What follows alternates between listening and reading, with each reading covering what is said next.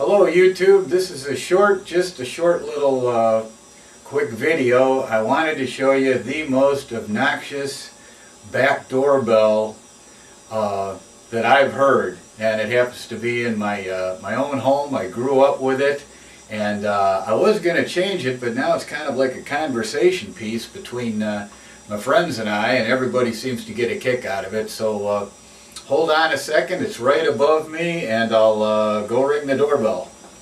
First of all, let me get a little close-up here of it. It's a very vintage bell.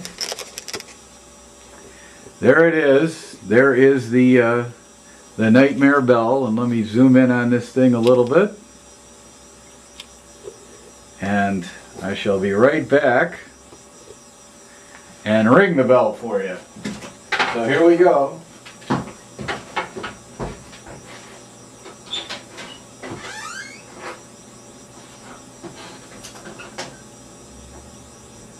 Three, two, one.